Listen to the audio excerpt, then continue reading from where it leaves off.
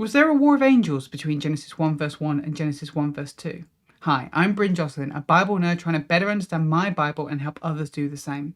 And in a previous video on creation out of nothing in Genesis 1, someone commented to share a theory where there was a great war before the majority of the events in Genesis 1. This is commonly known as the gap theory, and this theory came about for a number of reasons. One, the Bible doesn't seem to specify when Satan and other angels rebelled, so we need to put that somewhere. Two, science suggests that the world has been around for millions of years, but a literal reading of the Bible places the world at being just 6,000 to 7,000 years. And three, it seems like God created an imperfect world, which can't be right.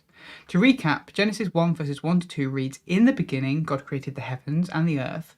The earth was without form and void, and darkness was over the face of the deep." That language of without form and void, tohu vabohu in the Hebrew, suggests that when God first created the world, it wasn't perfect.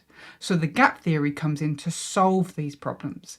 It argues that God created the world in Genesis 1 verse 1, and then we have a period in which the world was around for millions of years, and Satan and the other angels rebelled.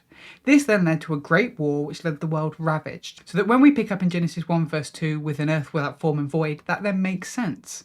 Rather than the earth was without form and void, gap theorists want to translate Genesis 1 verse 2 as the earth became without form and void. But there are a few issues with the gap theory.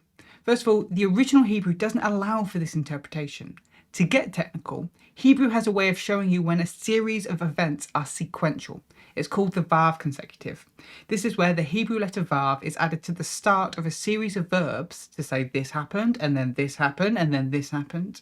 If we're meant to read Genesis 1 verse 1 and Genesis 1 2 as sequential, events that happened one after another with potential space to slip an angel rebellion and war, then we would expect to see this vav consecutive.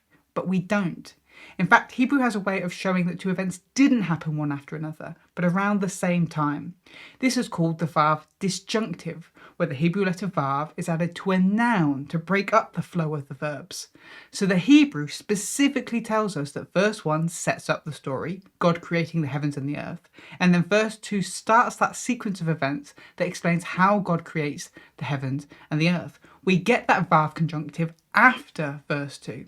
So there is no gap between these verses where you could squeeze a war of angels. Not only that, but the Bible nowhere mentions this war. Some point to Revelation 12, but that specifically mentions Jesus' birth, not a time before creation. So this entire theory is an argument from silence. The other thing to note is that all of these problems that the gap theory tries to solve aren't problems if you don't assume that Genesis 1 to 3 needs to be read literally. If you found that interesting, why not watch my earlier video on how Genesis 1 maybe doesn't suggest that God created the earth out of nothing.